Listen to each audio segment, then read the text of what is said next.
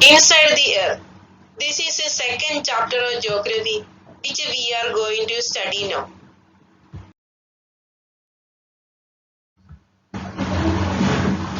The earth is a dynamic planet because it is constantly undergoing changes inside and outside. The surface of the earth is covered by rocks and water bodies. But what about the interior of the earth? If we were to take a look at the earth interior, we would see the earth consists of three layers. They are the crust, the mantle and the core.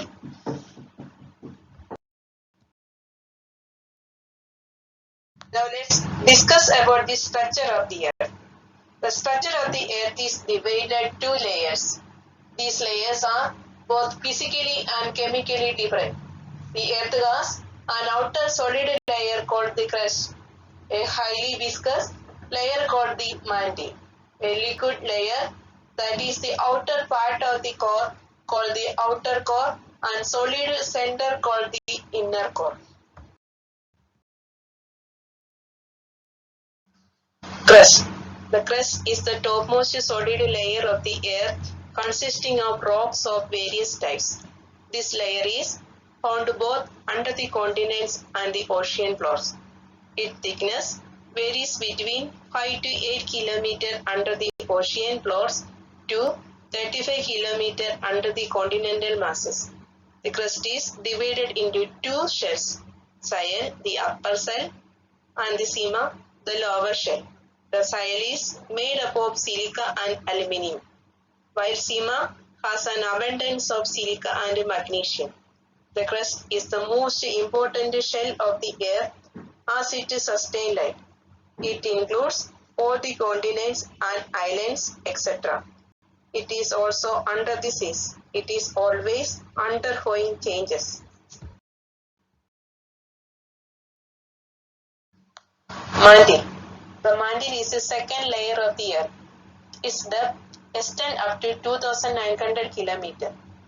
It is made up of dense and heavy materials like iron, magnesium and silica. The mantle is divided into two sections, the upper mantle and the lower mantle. The average temperature of the upper mantle is 870 degrees Celsius. The rocks here are in semi-solid state. The average temperature of the lower mantle is about 2200 degrees Celsius. It is in a solid state.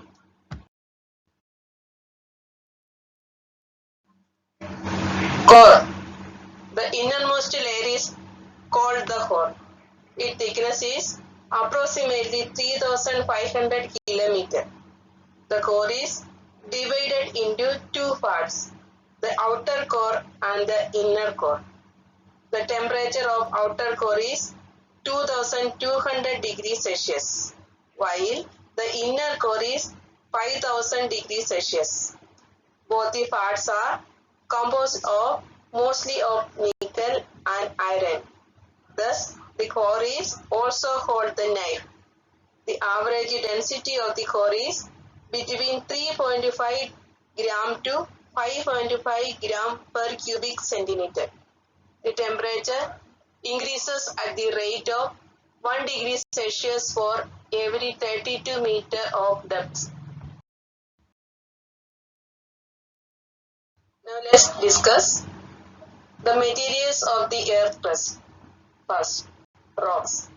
The material that form the crust of the earth is called the rocks. They are of different composition, sizes, texture and colors.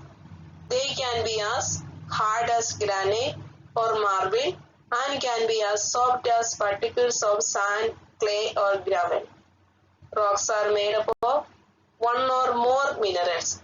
They do not have a definite chemical composition. Second, minerals. What are minerals?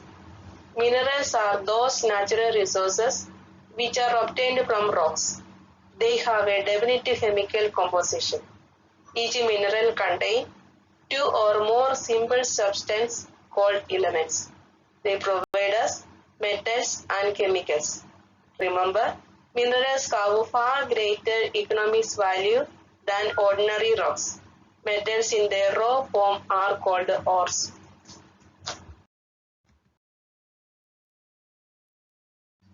Minerals are of two kinds, metallic minerals and non-metallic minerals. Metallic minerals. They are metallic in form. They are found in igneous and metamorphic rocks. Example, iron, gold, silver, copper, etc. Non-metallic minerals. Non-metallic minerals are the minerals that do not contain metals. Example, clay, coal, petroleum, salt, etc. Rocks may be classified into three categories on the basis of their origin. They are igneous rocks, sedimentary rocks, and metamorphic rocks.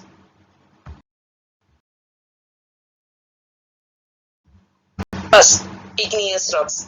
These rocks are formed by the cooling of the molten magma inside the earth's crust or on the earth's surface. Igneous rocks are very hard. They are good building materials. Example, basalt, granite, etc. They are also called primary rocks because other types of rocks are formed from these rocks. Igneous rocks can be further divided into two subtypes, extrusive igneous rocks and intrusive igneous rocks. First, extrusive igneous rocks.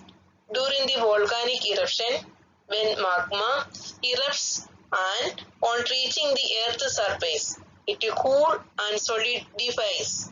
As a result, rocks are formed on the surface known as extrusive igneous rocks.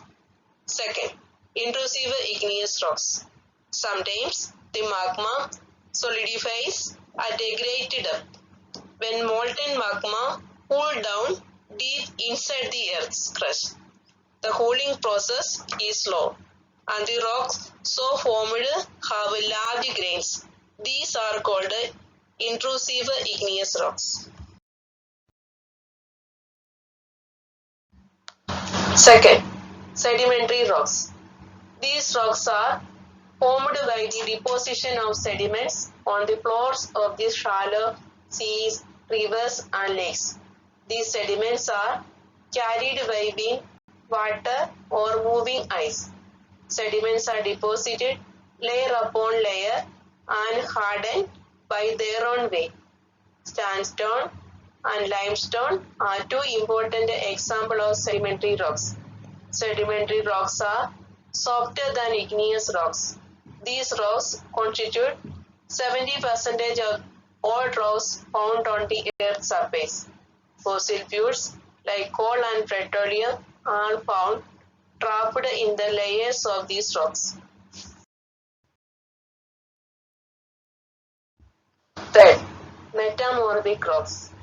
Metamorphic rocks were once igneous or sedimentary rocks, but have been changed as a result of intense heat or pressure within the earth crust.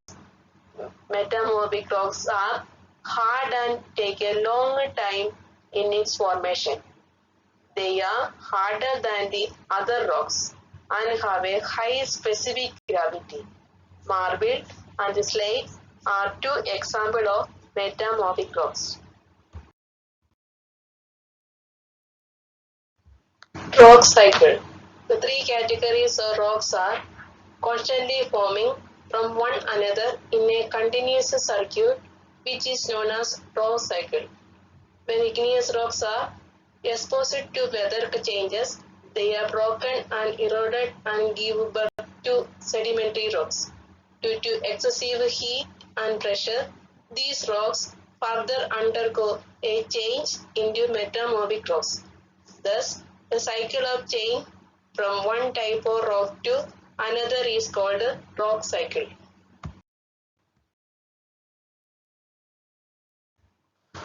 Usefulness of rocks. People use rocks for many different things. They play an important role in the construction industry. They are Used in the construction of roads and buildings. Rocks are also used to make medicine, weapons, and cosmetic. Chemicals found in certain rocks are raw materials for making fertilizers. They are a storehouse of fossil fuels like coal and petroleum. Student, please answer the following question in your classwork.